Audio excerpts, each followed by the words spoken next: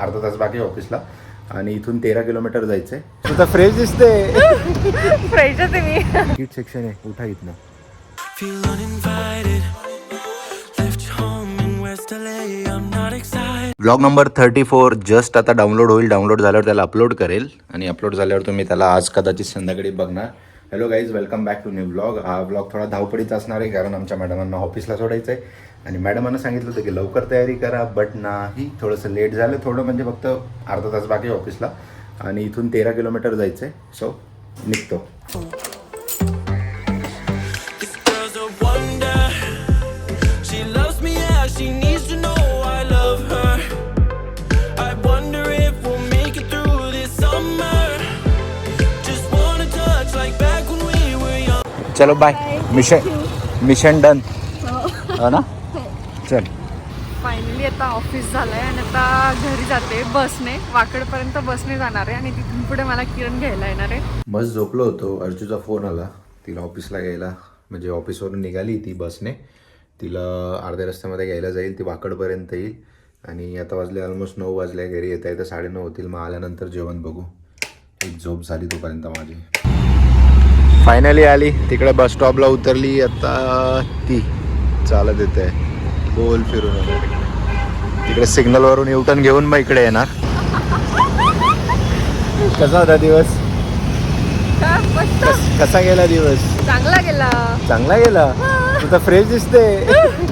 फ्रेशच आहे मी. या झोक्याचा ना एक किस्सा आहे. मी हिला सांगतोय तू उठ, आपल्याला परत महागात पडेल. बट ही ऐकत नाहीये. मी कोणाचंच ऐकून नाही.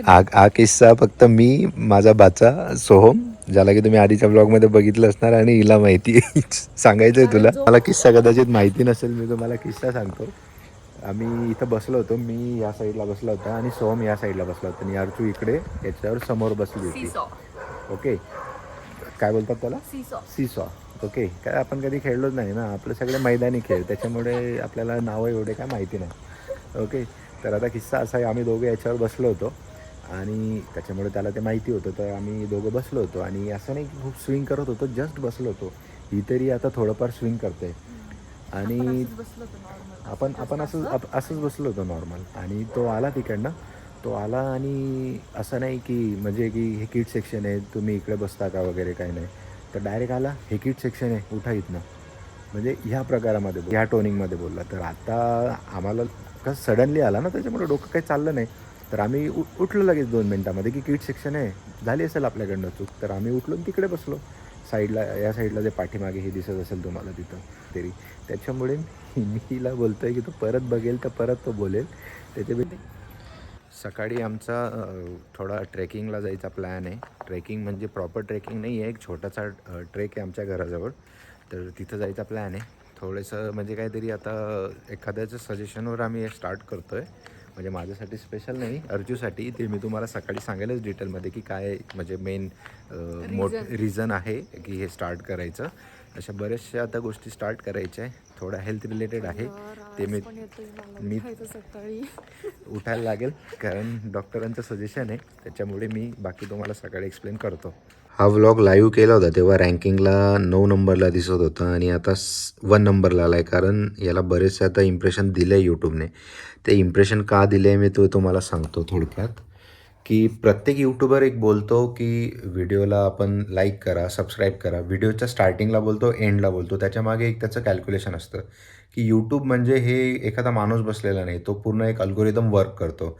आणि अल्गोरिदमला काय करतं की तुम्ही कुठला व्हिडिओ टाकला आहे किंवा तुम्ही काय अपलोड केलं आहे, ते अल्गोरिदममध्ये तेव्हा कळतं की जेव्हा त्या व्हिडिओला किती रीच येतो, किती लाईक्स येतात, किती कमेंट येतात.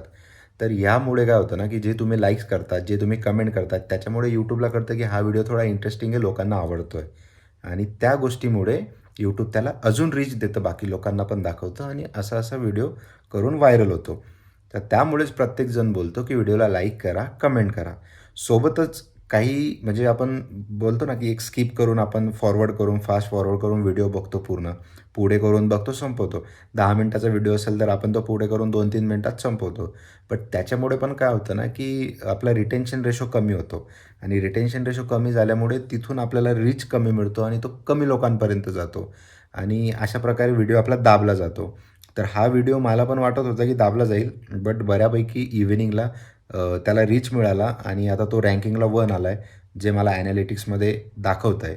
सो मी तुम्हाला पण सांगेल की व्हिडिओ नक्की जर तुम्हाला आवडला असेल तर लाईक करा आणि त्याच्यावर कमेंट पण करा जर तुम्हाला काही सजेशन असतील, जसं मी नेहमी बोलतो. सोबतच पुढे फास्ट फॉरवर्ड करू बघू नका.